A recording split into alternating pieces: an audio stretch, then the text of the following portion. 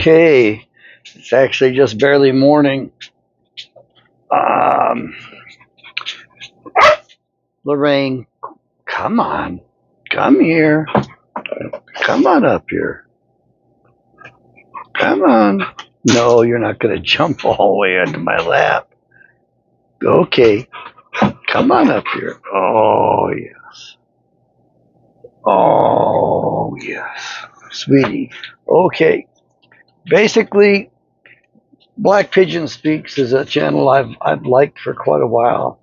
I've learned quite a bit. Well, I've learned some things from him, and his uncanny way of expressing social dilemmas and probabilities just was kind of mind blowing. So it was him, Navy Hatto at whatever his email address is, that informed me about Sex and Culture, published in 1934 by I think it's James. I think is his first name. Last name is Unwin. Unwin. It's on the internet freely. You can Google it and you can get a free copy. And don't bother downloading it because it's massive, about 750 pages. And the gist of it is that when female sexuality becomes unbridled, there's no putting that genie back into the bottle. And that culture soon thereafter ceased to exist completely.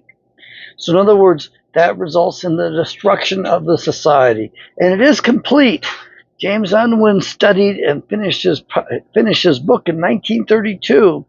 He waited 2 years before publishing it because he wanted to make sure, absolutely sure, that his two conclusions were correct.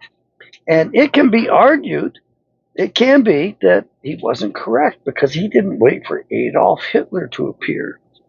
But then again, Adolf Hitler went down because of one woman. One woman took him down, took the whole country down. She was an Italian, and she was a communist, and she was married to one of Adolf Hitler's generals, and he just happened to be the quartermaster. So she talked her husband into sabotaging the supplies on the Russian front. And as a result, Germany was defeated. And after World War II, this German general and his communist Italian wife went to Moscow, where they were received as royalty, and they got to live there for the rest of their lives. They were received as royalty because they had saved Moscow. So it's indeed true. A woman did destroy that good civilization, that nice culture. Now, Trump's troll master plan, Canadian annexation, now inevitable. I had a vision back in 2020, and I wrote a letter to President Trump, and I told him about the vision. In my vision, the western provinces of Canada, one by one, put up the American flag, which indicates to me that each one is a state in the Union. And I made the assumption it was because he had restored the republic. Also, one flag went up over the horizon, and I couldn't figure out where the heck is that at. I thought maybe Iceland. No, it was Greenland. And then, in case you're wondering, the last flag to go up over Canada was British Columbia. The place where they had the biggest fentanyl lab in the world. And you had the Chaikovs there. That's the last place that will put an American flag over it. So we will get half of the country. The English-speaking half is tired of, that tends to be conservative and is tired of the French-speaking liberals, the French-speaking communists, actually. So I think it's inevitable, but I also think that they're going to be demanding it. And we're going to be welcoming it. So there may be, let's see, 51, 52, 53. I mean, we get the Northwest Territories.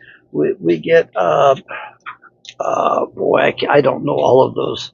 But we get right up to the middle of Canada. So I think Ottawa over to the east becomes its own country, where it doesn't become part of our country. And I made the assumption if we restore states' rights and restore reality and get truthful, that other people are going to be wanting to join the union around the world. And then we can get rid of Hawaii, we can get rid of New York, and we can get rid of California, and we can get rid of Colorado. I mean, we need to put pressure on these people. Either you abide by the Bill of Rights or you're out of the Union. And actually, we have to go to the first 13 amendments, including the real 13th Amendment, which banned the bar bastards because they were representing and ruling in the place of their king, the King of England. They still screw with us today, and they run roughshod over us. And William Shakespeare, who actually wasn't writing his own plays. William Shakespeare was an illiterate horse handler on the Kent estate, but he was a master horse handler. He couldn't even read or write. He was actually the front man for Sir Francis Bacon. Turns out that Sir Francis Bacon was fathered by a Kent and was the Queen Mother's actual son. Age 12, he requested a private audience with the Queen, and he got it. He went before his mother and told her that he knew she was his mother, and she had a fit, blew a gasket, and banned him forever from approaching the throne again. I think she changed her mind later. And sent him to Spain to become an attorney. So he went to the universities in Spain. She wanted him completely out of her hair. Didn't want to bother with the little son of a bitch. I know. It's kind of amazing, isn't it?